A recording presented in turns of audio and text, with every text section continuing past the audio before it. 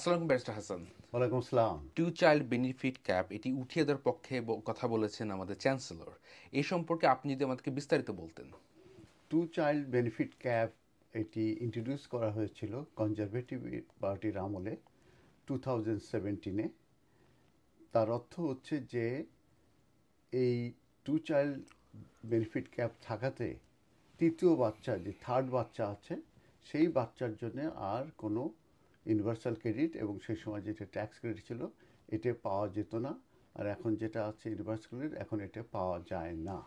এই two child benefit ক্যাপটি তুলে দেওয়ার ব্যাপারে আমাদের বর্তমান যে চ্যান্সেলর আছেন র্যাচেল রিভস উনি বলেছেন এবং বিবিসির সঙ্গে একটি সাক্ষাৎকারে তিনি বলেছেন যে এটা আসলে যেসব থার্ড চাইল্ড থেকে পরবর্তী চাইল্ডরা যেহেতু এই বেনিফিট পাচ্ছে না, এটা তাদের প্রতি একটা অন্যায়। কারণ এটা তাদের ফল্ট না এবং তাদের কোনো অন্যায়ও না, অথচ তারা এটা পেনালাইজ হচ্ছে এবং তাদেরকে এই বেনিফিটটা দেয়া হচ্ছে না। তো এই মাসেই যে বাজেটটা হবে সেই বাজেটে হয়তো বা আমাদের যে র্যাচেল রিভ যে চ্যান্সেলর উনি এটা তুলে ফেলার ব্যাপারে হয়তো বা উনি একটা প্রস্তাবনা দেবেন। তো আমি আগেই আপনাদেরকে ক্ল্যারিফাই করেছি টু চাইল্ড বেনিফিট ক্যাপ হচ্ছে মাত্র দুই বাচ্চাই এই বেনিফিটেড হবে, কিন্তু থার্ড বাচ্চা এবং ফোর্থ ফিফথ যেসব বাচ্চারা যদি থাকে তার মানে কোনো বড় ফ্যামিলির যে যেসব থার্ড ফোর্থ বাচ্চা থাকবে তারা আসলে বেনিফিট আওতার বাইরে, তারা বেনিফিট ওই বাচ্চাদের জন্য পেয়ে থাকে না। এবং এটি মূলত যেসব বাচ্চারা 6 এপ্রিল 2027-এর পরে জন্ম হয়েছে তাদের ক্ষেত্রে কিন্তু এই টু টু চাইল্ড বেনিফিট ক্যাপটি প্রযোজ্য।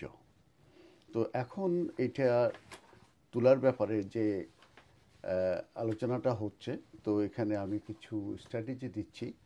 সেটা হচ্ছে যে এইটা ইন্ট্রোডিউস করার পরে দেখা গেছে যে অনেক চিলড্রেন তারা পুয়ার হাউসহোল্ডে তারা বসবাস করছে এবং এটি ইনক্রিজ হচ্ছে এই গত 2017 থেকে। এবং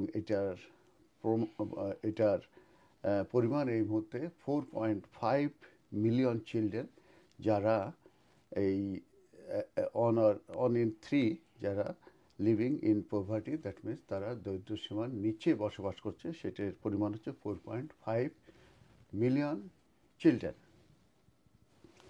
আর যদি এই টু চাইল্ড ক্যাপ বেনিফিট ক্যাপটি যদি তুলে ফেলা হয় সেটার কারণে প্রায় 350,000 এই চাইল্ড ক্যাপ তুলে ফেলার পরিপ্রেক্ষিতে তারা কিন্তু আউট অফ পভার্টি হবে। তার মানে তারা পভার্টি বলতে যারা দরিদ্র সীমার নিচে আছে সেখান থেকে তারা বেরিয়ে আসতে পারবে। এবং এটি বলেছে রিসার্চ করে, সেটা হচ্ছে চাইল্ড পভার্টি অ্যাকশন গ্রুপ আছে, তারা অ্যানালাইসিস করে রিসার্চ করে এটা বলেছে।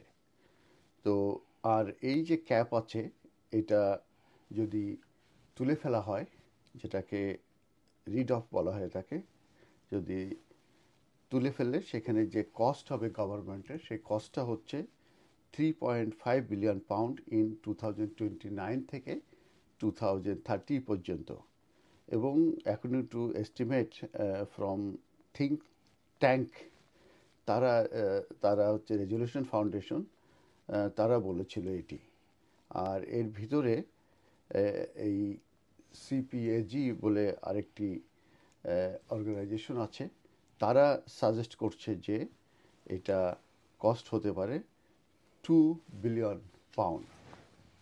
আর ইন্ডিপেন্ডেন্ট তারা তাদের নিজস্ব একটা ক্যালকুলেশন করেছে এবং সেখানে তারা সাজেস্ট করেছে যদি এইটা এক্সটেন্ডিং করা হয়ে থাকে লিমিটটা টু থ্রি চিলড্রেনের ক্ষেত্রেও যদি তারা এই বেনিফিটটা দেওয়ার ক্ষেত্রে যদি তারা ডিসিশন নেয়, সেই ক্ষেত্রে যে কস্টটা হবে সেটা হচ্ছে অ্যাটলিস্ট 1.3 বিলিয়ন পাউন্ড এ ইয়ার।